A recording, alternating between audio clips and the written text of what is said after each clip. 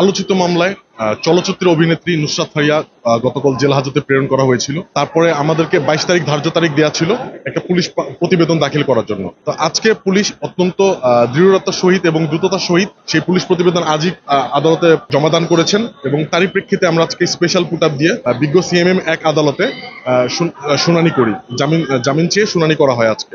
তো বিজ্ঞ আদালত যেহেতু উনি দেশের বাইরে ছিলেন, আপনারা জানেন জুলাই 9 তারিখ থেকে অগাস্টের 14 তারিখ পর্যন্ত উনি কানাডায় অবস্থান করছিলেন এই মামলার ঘটনার সময়কালের অনুসারে। তো সে মর্মে সন্তুষ্ট হয়ে বিজ্ঞ আদালত আজকে ওনার জামিন মঞ্জুর করেছেন। জামিন দিয়েছে আজকে 5,000 টাকা বেল বন্ডের বিনিময়ে।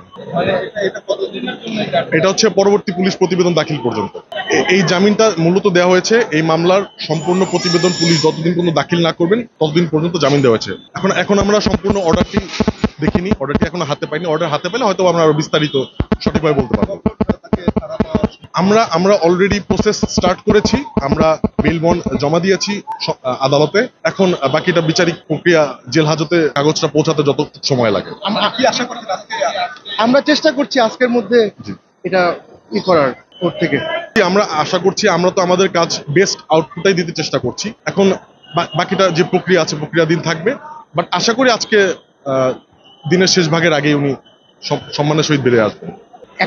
In accordings to rule of law যেটা বাংলাদেশে আছে, আমি মনে করি আদালত ন্যায় বিচার করেছে এবং একটি ইনোসেন্ট এবং this person was not in the country, তাকে অ্যারেস্ট করাটা হয়তো বা যুক্তিযুক্ত ছিল না এবং তাকে আজকে বেল সিকিউর করায় আমি মনে করি the court and the justice system of Bangladesh has done it's part.